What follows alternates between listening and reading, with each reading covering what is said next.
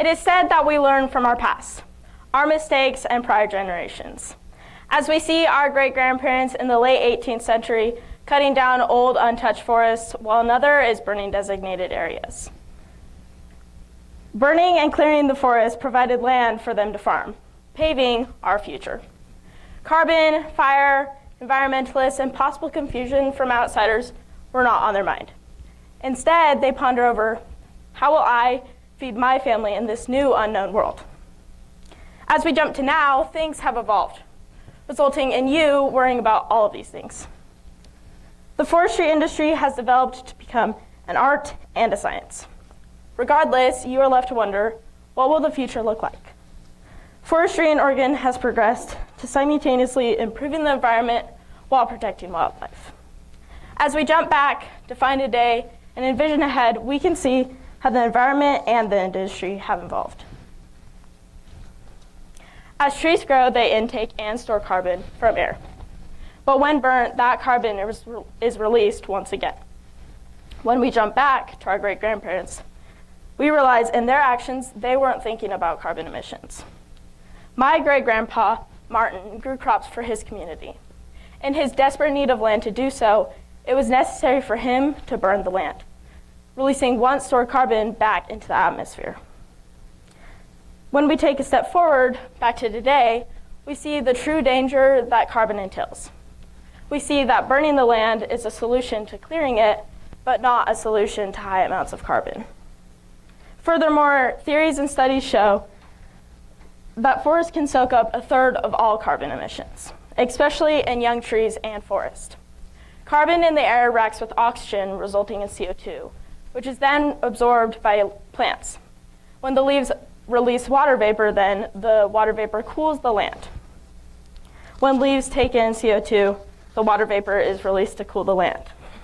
But when the concentration of carbon dioxide is too high, plants are unable to absorb CO2, resulting in the inability to cool the land and the temperatures rising. A forest management practice of planting young trees in a forest implemented in Orange County, New York, introduces information that has the potential to change the forestry industry. A team of curious scientists mapped out 2 different sites of 42.5 square meters in the Black Rock Forest. One site consisted of older trees at 150 years old, while the other contained younger trees at 35 years old. They collected much data of the land, the trees, and the soil. Every day for 2 weeks, they would go to the middle of the plot to measure the air temperature, floor temperature, soil temperature, sun intensity, the wind, and other factors that could possibly interact with the carbon intake and tree growth. After measuring the carbon levels of both forests, they determined that the younger forest held just under twice the amount of carbon in the older forest. This often occurs because the younger forests have more trees and wildlife because the competition aspect of the forest has not kicked in yet. Whereas in the older forest, only the strongest trees survive. Also, younger trees have to work harder and faster as they are working harder for the carbon intake to grow.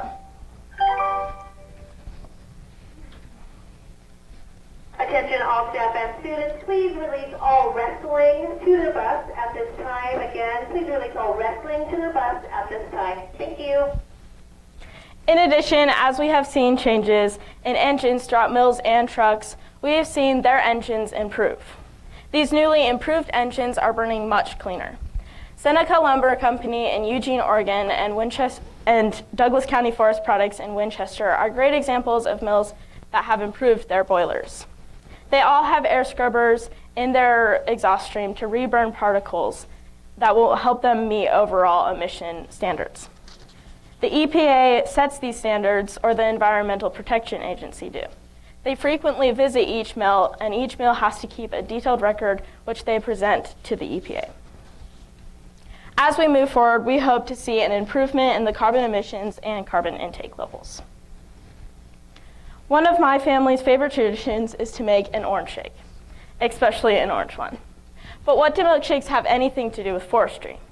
When it's raining hard outside, water collects on the roads. As trucks and equipment drive along the roads, the water and the soil combine to make a mud milkshake, probably one that we wouldn't want to drink. With continuous motion on the mud milkshake, it runs downhill towards streams, causing erosion and turbidity through the streams, affecting fish life and the water quality. To avoid these negative environmental issues, they have set rules to limit travel on logging roads. This is an example of a forest management practice that is needed to help the fish and streams overall. This is a learned solution and issue that have come from our past to help the present. The evolution of forestry developed an industry that is artful. It's improving the environment, water quality, and fish life. Our knowledge of mud milkshakes and the wisdom we gain from the challenges of our past generations have created this wonderful industry. There is much work to be done throughout the industry, but as we continue to build a better industry, we can build a better future.